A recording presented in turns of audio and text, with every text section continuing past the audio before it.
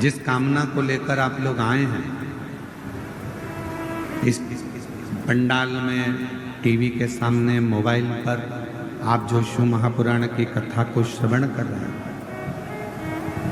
मेरे देवाधिदेव महादेव से यही श्रावण के महीने में प्रार्थना करता हूँ, बाबा जो जिस कामना से आया है सबकी झोलियां खुशियों से भर देना। किसी माँ की, किसी बहन की गोद खाली ना रहे और किसी पुरुष की जेब कभी खाली, सब। और इसमें मूल है, जो लाखों की संख्या में आप लोग पहुंचे हैं, पंडालों में जगह नहीं है, पंडाल भरे पड़े हुए हैं, ग्राउंड में जगह नहीं है, लोग रोडों पर बैठे हुए हैं, दुकानों में बैठे हुए हैं। ये मूल है आपका विश्वास, आपका भरोसा। एक छोटी सी गठान अगर शरीर में हो गई ना, और आपने अगर विचार कर लिया कि ये गठान हो गई है, डॉक्टर को दिखाना है, गठान हो गई है, कहीं गलत ना बता दें, कहीं बड़ी बीमारी ना बता दें, कहीं बड़ा रोग ना बता दें, कहीं कुछ बड़ी बात ना बता दें। जो व्यक्ति दिन भर अपने लिए गलत सोचता रहता है तो उसको एक ना एक दिन वो बड़ी बीमारी हो ही जाती है।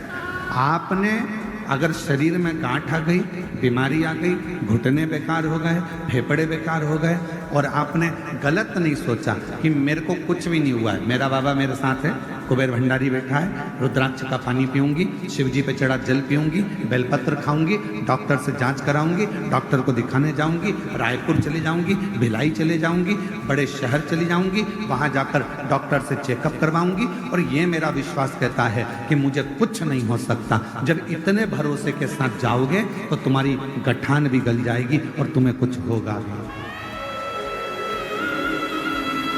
कोई भारी बीमारी, कोई बड़ी बीमारी तुम्हारे जीवन में नहीं आ सकती।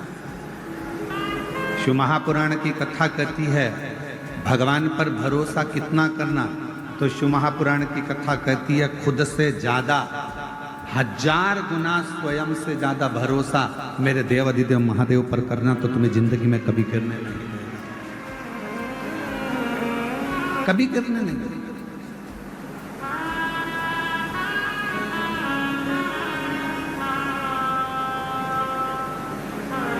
जब हम अपने से ज्यादा, स्वयं से ज्यादा, अपने कार्यशैली पर, अपने कर्म पर, मेरा बेटा बेटियों से निवेदन है जब वो पढ़ाई करें, शिक्षा अध्ययन करें, कंपटीशन एग्जाम में बैठें, कोई एग्जाम देने के लिए जा रहे हैं, कंपटीशन एग्जाम देने के लिए जा रहे हैं, कोई इंटरव्यू देने के लिए जा रहे हैं, कोई परीक्षा देने के लिए, चाहे तुम नीट की परीक्षा दो, चाहे तुम सीए की परीक्षा दो, चाहे तुम जो भी परीक्षा दे रहे हो, उस परीक्षा को अगर देने के लिए बैठे हो और तुम्हारा भरोसा तुम्हारे अपने आप पर है कि मैंने पढ़ाई करी है, मैंने विद्या अध्ययन करा है, मैंने रात दिन एक करा है और रात दिन एक करूंगी, और मुझे मेरे शंकर जी पर भरोसा है, अपनी मेहनत पर भरोसा है कि मैं अब की बार नीट का एग्जाम क्लियर करूंगी, अब की बार सीए का एग्जाम क्लियर करूंगी, तो भगवान देवाधिदेव महादेव आपका वो कार्य पूर्ण कर ही देते हैं जब हमारा भरोसा दृढ़ हो।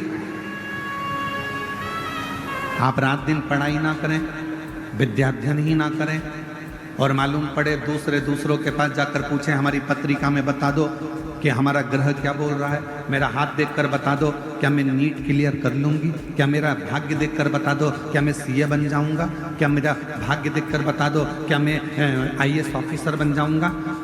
पत्रिका दिखाकर, हाथ दिखाकर, मस्तक दिखाकर, पैर दिखाकर, ये घर दिखाकर आप बड़े अधिकारी नहीं बन सकते, बस अंदर से ऊर्जा ला सकते। तो अपने भीतर एक अलग से ऊर्जा पैदा करो। हमें किसी से नहीं पूछना कि मैं डॉक्टर बनूंगी कि नहीं बनूंगी, मैं कलेक्टर बनूंगी कि नहीं बनूंगी, मैं सीए बनूंगा कि नहीं बनूंगा। आपको भीतर से चुनना है कि मैं कलेक्टर हूं, कलेक्टर बनूंगी और कलेक्टर की कुर्सी पर बैठूंगी। आपकी पढ़ाई, आपकी विद्या अध्ययन, आपकी मेहनत, आपका परिश्रम और आपकी लगन आपको एक दिन कलेक्टर बनाकर बिठाएगा। आपकी मेहनत आपको ऊंचे पद तक पहुंचाएगा। मेहनत ही ना करो, संघर्ष ही ना करो, और फिर कहो कि हम तो वहाँ शिव जी के मंदिर भी गए थे, हमने व्रत भी किया था। सीहोर वाला महाराज आपको एक बात हमेशा कहते आया है, और शुरू से, आज से नहीं 30 साल से एक ही बात हम सबको कहते हैं, अपनी मेहनत को 4 गुना करना, और फिर आखिरी में एक बेलपत्र पर शहद लगाकर शिव जी को चढ़ाकर चले जाना। अब आपकी कार्य पूर्ण करेगा। अब दुनिया के लोग क्या करते हैं, आधी बात तो दिखाते हैं, आधी बात गायब कर देते हैं। दुनिया के लोग दिखाते हैं कि सीहोर वाले महाराज जी ने बोला कि बेलपत्र पर शहद लगाकर जाना, कार्य सफल होगा, पर उसने आगे की बात को काट दिया कि सीहोर वाले महाराज जी ने कहा कि अपनी मेहनत को 4 गुना करो, रात दिन एक करो, परिश्रम पूर्ण करो। क्यों? क्योंकि हमारे मेहनत पर हमको खुद को भरोसा होना चाहिए, विश्वास। जैसे कई लोग दिन भर बैठकर हम पर इल्जाम लगाते रहते हैं, तुमने वहां पर ऐसा कर दिया, तुमने वैसा कर दिया, तुमने ये मांगा, तुमने वो मांगा। हमें अपने आप पर भरोसा है कि हम ना तो कभी किसी से कुछ लेते और ना कभी किसी के लिए कुछ कहते। हम तो हमारे बाबा का गुणगान करते रहते हैं। अब दुनिया को आग लगे चाहे कुछ, अपनी मस्ती में जियो।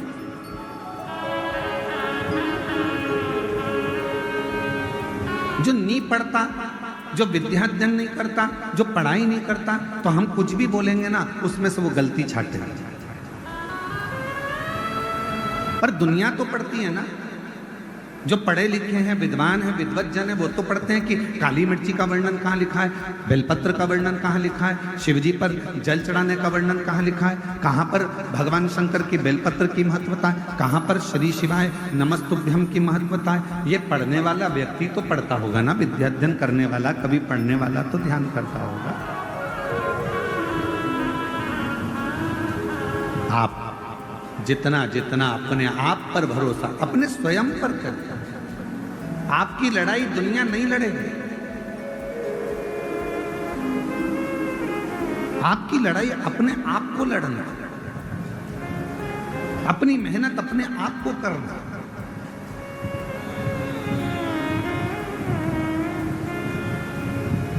पुलिस प्रशासन, छत्तीसगढ़ पुलिस हमेशा रोडों पर, चौराहों पर छत्तीसगढ़ पुलिस के जवान खड़े होकर एक बैनर लगाकर आप लोगों को सूचना देते हैं कि नशा कर कर गाड़ी मत चलाओ। छत्तीसगढ़ पुलिस ये चाहती है कि आप नशे से मुक्त हो। छत्तीसगढ़ पुलिस चाहती है कि आप नशा ना करें।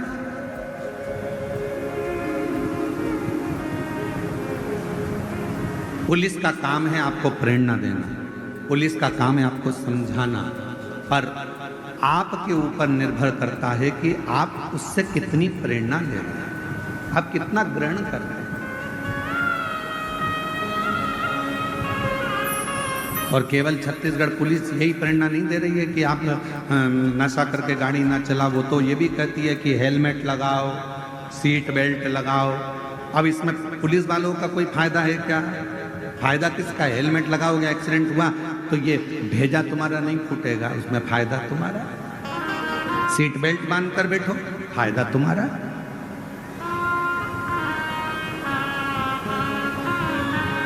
शिव महापुराण की कथा सुनने में लाभ किसका है? आपका।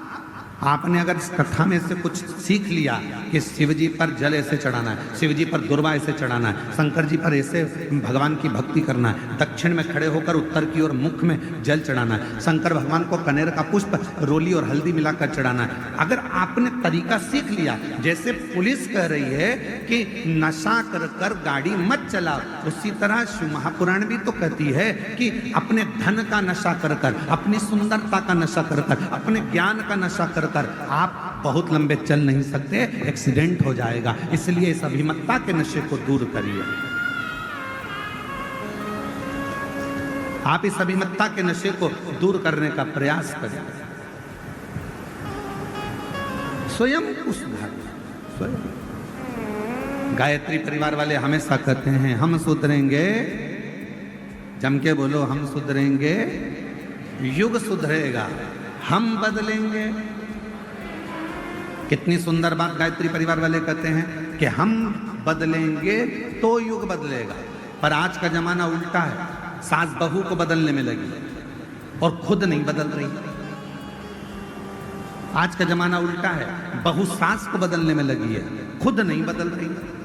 बेटा बाप को बदलने में लगा है, बेटा खुद नहीं बदल रहा। बाप बेटे को बदलने में लगा है, खुद नहीं बदल रहा। स्वयं को भी तो बदलना पड़ेगा। आज के जमाने में बड़े बड़े लोग प्रवचन देते हैं, बड़े बड़े ज्ञान की बातें करते हैं और स्वयं नहीं बदल पाते। अपने आप को बदलना चाहिए। हम सुधरेंगे, आवाज नहीं आई, जरा दम के बोलो, हम सुधरेंगे, हम बदलेंगे भारत माता की।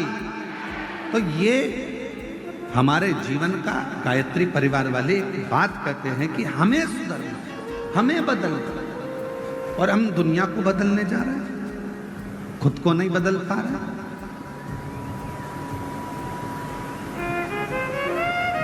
पिछले वर्ष 2024 में जब दया सिंह जी ने इस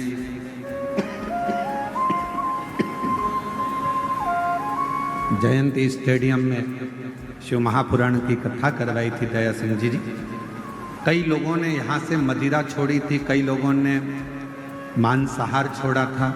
यहाँ तक कि पुलिस विभाग के एक बहुत बड़े अधिकारी ने भी अपना मांस का सेवन छोड़ दिया अपने। और उनको आज भी उनके दोस्त कहते हैं, अरे यार तू क्या, तूने वो महाराज के, नहीं, वो कहते महाराज के कहने पर नहीं छोड़ा, मेरे भीतर का संस्कार, मेरे भीतर के माता पिता का संस्कार और मेरे सनातन धर्म की संस्कृति ने मेरे को ये छुड़वाया। मेरे भीतर, मेरे माता पिता ने मुझे जो संस्कार दिए हैं, मेरे घर के जो संस्कार मुझे मिले हैं, उसने मुझे ये अच्छा बना दिया। दया सिंह जी, आपको बहुत बहुत साधुवाद है जो 2 साल से आप लगातार ऐसी शिव महापुराण की कथा कराकर संपूर्ण जगत का उद्धार कर रहे हैं, संपूर्ण भिलाई वासियों को आनंद दे रहे हैं। उसके लिए आप बहुत स्वयं हम अपने आप को सुधार नहीं पा रहे हैं महाराज। हम दुनिया को सुधारने की बात कहें, ये श्रेष्ठता स्वयं। और शंभो शरणे मांगू घड़ी रे घड़ी, दुख काटो दया करी न दर्शन आपो। शंभो शरणे मांगू घड़ी रे दुख काटो दया करी दर्शन आपो। स्वयं को बदलना पड़ेगा और ये निश्चित है। सास बहू को ना बदले, स्वयं बदले। बहू सास को ना बदले, स्वयं बदले। जेठानी ये ना सोचे कि मुझे देवरानी को बदलना है, जेठानी खुद बदले। देवरानी ये ना सोचे कि मेरे को जेठानी को बदलना है, देवरानी खुद बदले।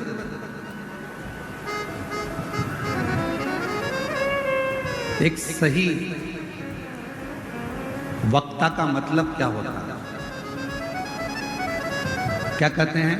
शिव पुराण के वक्ता हैं पंडित प्रदीप मिश्रा, भागवत पुराण के वक्ता हैं श्रीमान, रामचरितमानस के वक्ता हैं। किसी ने कहा वो इतने बड़े वक्ता हैं, किसी ने कहा वो ऐसे वक्ता हैं कि राष्ट्र पर बोलते हैं, किसी ने कहा वो वक्ता है। वक्ता का मतलब क्या होता है? केवल बोलने वाला, केवल ज्ञान देने वाला। वक्ता का मतलब केवल बोलने वाला नहीं होता।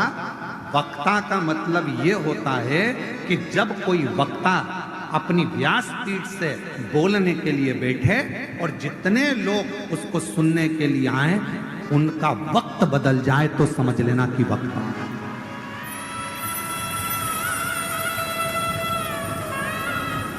श्रोताओं का वक्त बदल दे तो वक्त आए। और हमारे देवादिदेव महादेव की कृपा से हमने देखा है, शिव महापुराण में जितने भक्त शिव महापुराण की कथा को श्रवण करने के लिए आते हैं, उनका आज नहीं तो कल 3 महीने के अंदर, 6 महीने के अंदर बाबा की ऐसी कृपा होती है, अगर उसने दिल से कथा सुनी है तो उसका वक्त बदलता जरूर है, ये निश्चित। तुम्हारा वक्त नहीं बदला होता तो तुम शिव महापुराण की कथा में ऐसे पानी में, धूप में, कड़कती हुई गर्मी में, कल हमको वो कोई वीडियो बता रहे थे आशीष जी, तो बता रहे थे माताएं बांस लगा था उसको लांग लांग कर जा रही थी। आशीष जी हमको वीडियो बता रहे थे, माताएं उसको लांग कर जा रही थी।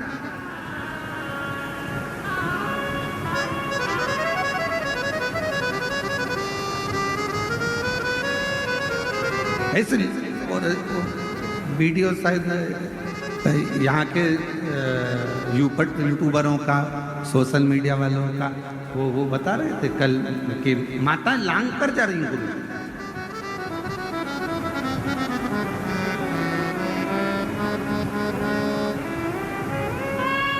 और धन्यवाद दूंगा यहाँ के सभी मीडिया कर्मियों का, धन्यवाद दूंगा यहाँ के पत्रकारों का, धन्यवाद दूंगा यहाँ की सोशल मीडिया का, धन्यवाद दूंगा यहाँ के यूट्यूबरों का, जिन्होंने अथक मेहनत कर कर इस शिव महापुराण को संपूर्ण विश्व तक पहुंचाया, संपूर्ण विश्व। अब ईमानदारी से बोलो, ना कोई आपको दक्षिणा दे रहा है, ना कोई आपको पैसा दे रहा है, ना कोई आपसे कह रहा है आपके घर में आकर कि कथा सुनने आना पड़ेगा, तुम्हें तो वहां बैठना ही पड़ेगा, जगह में आकर बैठना ही पड़ेगा। कोई तुमसे नहीं कह रहा कि तुम आओ, पर तुम कथा में क्यों आते हो? क्योंकि तुमको मालूम है मैंने पहले कथा सुनी, बाबा ने मेरा हाथ पकड़ा, आज किसी के आगे मुझे भीख नहीं मांगना पड़ता, मेरा बाबा मेरी झोली में लाकर दे देता। मैंने कथा सुनी, मेरे बाबा ने मेरा साथ दिया, फिर कथा सुनूंगी, फिर देगा, फिर प्रदान करेगा।